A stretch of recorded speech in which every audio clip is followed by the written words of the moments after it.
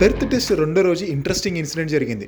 Jasprit Bumrah, Harshit Rana Aussies batsmen ని కట్టుదిట్టం చేశారు. అప్పుడప్పుడు వంటలో మా వారి సహకారం, త్వరగా వడ్డించమని పిల్లల అధికారం. తెలుగింటి ఆడపడుచుగా సహకారమైన మమకారమైన ఏ కారమైనా ఒకే ఒక్క ఆకారం. TDH రిషికాకారం. కింద మీద పడి ఆస్ట్రేలియా చివరికి 104 పరుగులు చేసి ఆల్అౌట్ అయింది.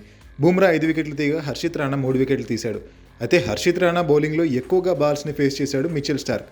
గట్టిగా ఓ షాట్ ఆడడానికి కూడా స్పేస్ ఇవ్వలేదు హర్షిత్ రాణా. సెకండ్ ఓవర్లో ఓ షార్ట్ లెంత్ బాల్ వేశాడు రాణా. అది ఒక్కసారిగా బౌన్స్ అయింది. ఈ బాల్ని ఊహించలేదు స్టార్క్.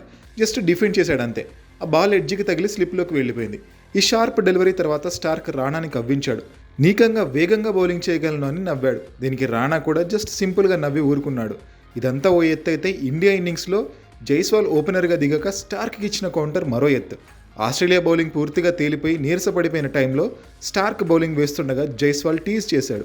మరీ స్లోగా వేస్తున్నావబ్బాయి అని కౌంటర్ ఇచ్చాడు. నిజానికి అదేమి స్లో బాల్ కాదు, 142 kmph దూసుకొచ్చింది. అయినా సరే కావాలని స్టార్క్ని ఇలా కవ్వించాడు జైస్వాల్. ఇది విని నవ్వుతూ సైలెంట్ అయిపోయాడు స్టార్క్. ప్రస్తుతం ఈ మొత్తం ఎపిసోడ్ సోషల్ మీడియాలో వైరల్ అవుతోంది.